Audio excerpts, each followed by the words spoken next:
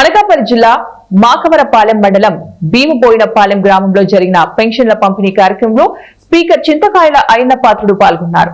ఈ సందర్భంగా ఆయన మాట్లాడుతూ కూటమి ప్రభుత్వం ఇచ్చిన మాటకు కట్టుబడి ముఖ్యమంత్రి నారా చంద్రబాబు నాయుడు ప్రభుత్వం కష్టకాలంలో ఉన్నప్పటికీ ప్రతిష్టాత్మకంగా పెన్షన్ల పంపిణీ కార్యక్రమం చేపడుతున్నారని తెలిపారు. ఇదే క్రమంలో గత ప్రభుత్వం కేవలం తప్పుడు ప్రచారాలతో ప్రజలను మభ్యపెట్టారని, జీవోలు లేకుండానే మెడికల్ కాలేజీలు తీసుకుని వచ్చామని అన్నారు. 120 మందికి ఇస్తున్నాం.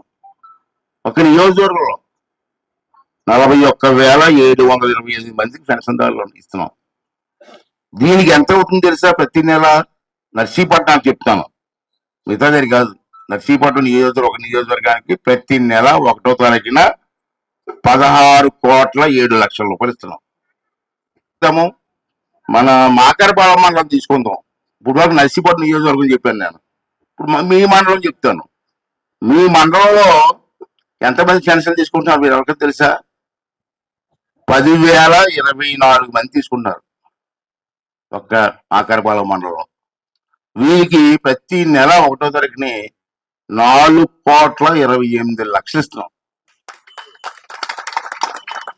అంటే ఇది గొప్పగా చెప్పట్లేదు. ఇది పేదవారి కోసం, ముసలి వాళ్ళ కోసం, చెయ్య కాలు లేని వాళ్ళ కోసం ఇస్తారు పెన్షన్. అంటే ఇది ఎత్తి పరిశ్రమ ఇవ్వాలని చెప్పి చంద్రబాబు నాయుడు గారు ఆదేశించడం జరిగింది. నేను పోయిన సంవత్సరం 17 వర్కులు ఇచ్చాను ఈ ఒక్క పంచాయతీకి. దానికి 93 లక్షలు ఇచ్చాను ఒక్క సంవత్సరంలో. ఈ ఒక్క పంచాయతీకి 93 లక్షలు. మళ్ళీ 2వ సంవత్సరంలోకి వచ్చాం. ఈ సంవత్సరం కూడా ఇంకా 2 రోజులు 10 రోజులు పిలుచుకొని ఇచ్చేస్తాను. మహా ఐదుకు 50 లక్షలు అవుతాయి, ఇస్తాను. అంటే భీమబోయినపాలెం అంటే నాకు అభిమానం. మొన్న ఎలక్షన్లో చూశాను నేను. మీ కన్నా కొడుకులాగా, మీ తమ్ముడిలాగా చూసి ఇంటింటికి తిరిగి నాకు ఓట్లేశారు. మరి మీ ఊరికి చేయకపోతే నా రుణం ఎలా తీరుతుంది?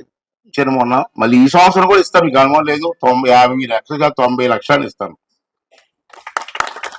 అది కాకుండా 8 లక్షలు ఇచ్చాను. చింతలూరు గ్రామానికి 35 లక్షలు ఇచ్చాను. సరే, మొత్తం మీద పంచాయతీ అనుకోండి. మొన్న నేను ఏం చేశానంటే ఒక ఫ్యాక్టరీ వచ్చింది మనకి. మొన్న కలెక్టర్ గారు వచ్చి ఫ్యాక్టరీ ఇస్తున్నాం మీకు, ఎక్కడైనా పెట్టచ్చు. నర్సీపట్నంలో, నాతవాడలో పెట్టవచ్చు, నర్సీపట్నంలో పెట్టవచ్చు, ఎక్కడైనా పెట్టచ్చు ఫ్యాక్టరీ. అదేంటంటే పౌడరు, కాఫీ పౌడర్ తయారు చేసే ఫ్యాక్టరీ. అరకు కాఫీ అంటారు, మీరు ఉన్నారనుకుంటున్నా. అరకు కాఫీ అంటారు. వాళ్ళు ఇక్కడ ఫ్యాక్టరీ పెట్టి పౌడర్ తయారు చేస్తారు. రాజీవ్ గారు మనం వచ్చి సైట్ చూశారు. దాంట్లో సుమారు ఒక 500 మంది ఓన్లీ ఆడవాళ్ళే పనిచేస్తారు. 500 మంది కూడా పై వాళ్ళు ఎక్కడే ఇవ్వడానికి వీల్లేదు.